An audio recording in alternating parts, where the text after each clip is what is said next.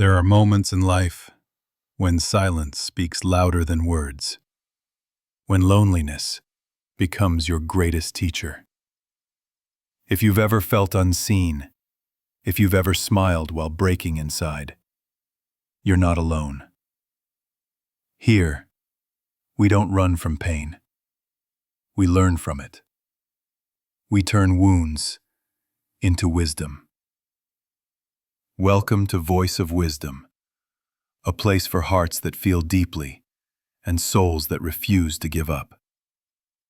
Subscribe, share this message, and let's remind the world that even in the quietest voices, there's power and truth. He once said, "The mirror is my best friend," because when he cried, it never laughed. Every night he looked at his reflection and saw a man who smiled, even when his heart was breaking. People thought he was happy. They saw the jokes, the laughter, the bright eyes that hid a storm. But they never knew. His laughter was his armor, his silence, his prayer. Behind every smile was a battlefield unseen. Behind every tear was the courage to keep standing. He didn't fear loneliness anymore. He befriended it. He talked to it in the mirror, like an old companion who understood without judgment, without words. And when the world turned away, the mirror stayed. It never lied, never pretended, never left. He walked in the rain, not to feel free, but to hide his tears, to let heaven cry with him. Because in the quiet rhythm of raindrops he found something sacred. A truth only the broken could understand, that sometimes pain doesn't destroy you. It shapes you. And when the storm ended, he looked again into the mirror and whispered softly, "I'm still here." One night he stopped asking, "Why me?" and started whispering, "What is this pain trying to teach me?" He realized the universe never punishes, it only teaches. Every heartbreak, every silence, every goodbye was a lesson wrapped in disguise. He learned that nothing lasts forever, not joy, not sorrow, not even the weight of grief. Pain, he discovered, is not the enemy. It's the sculptor, shaping the soul, carving away everything false until only truth remains. He remembered a line, "A day without laughter is a day wasted." But laughter, he now understood, is not born from happiness. It's born from survival. He began to laugh again, not because life was easy, but because he refused to let pain define him. He turned his wounds into wisdom, his scars into reminders that he had lived, felt, and grown. Because to truly laugh, you must first learn how to cry. And to truly live, you must first break and choose to rise again. That night, as tears and laughter mixed together, he finally understood. Pain doesn't end you, it awakens you. There came a day when he simply stopped explaining. He realized, not everyone listens to understand. Some only listen to reply. So, he began to choose silence. Not out of pride, but out of peace. He stopped chasing people who didn't see his worth. Stopped knocking on doors that were never meant to open.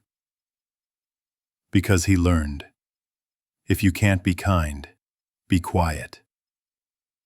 And if they can't hear your heart, don't waste your breath.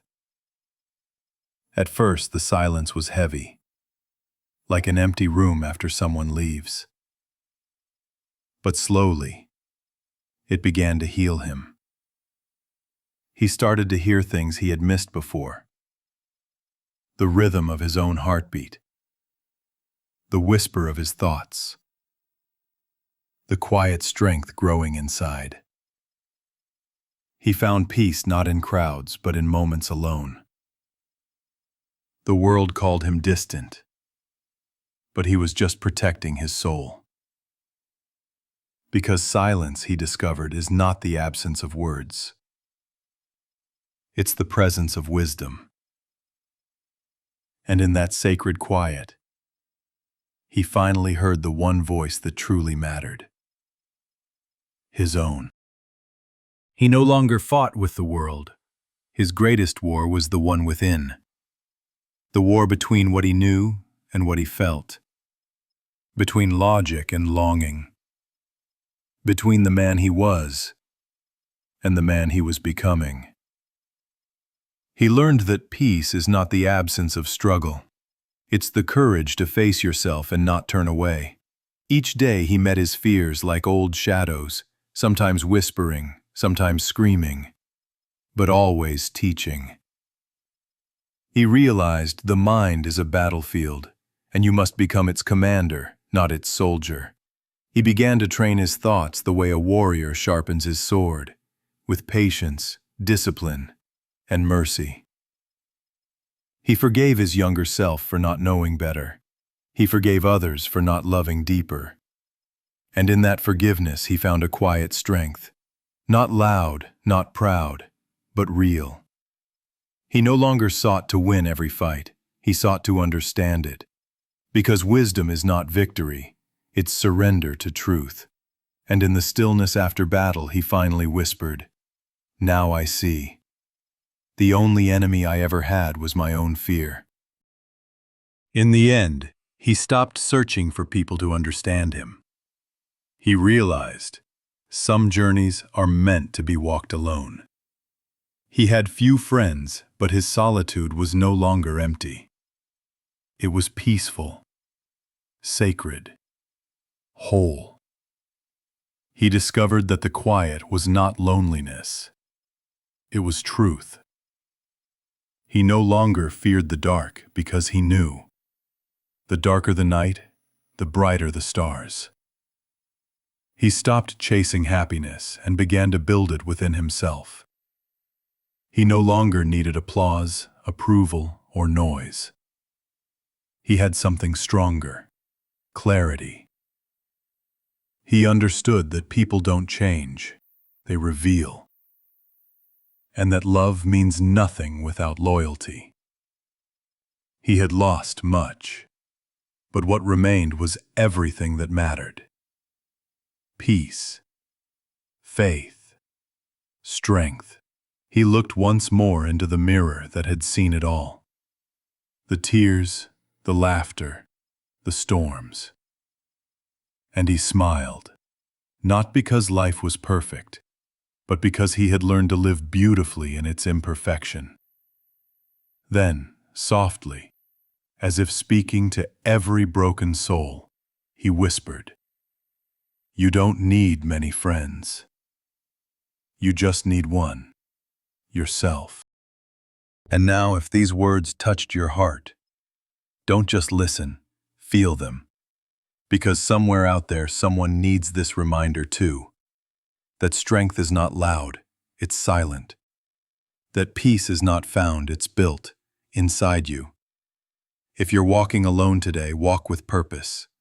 If you're healing in silence, heal with grace.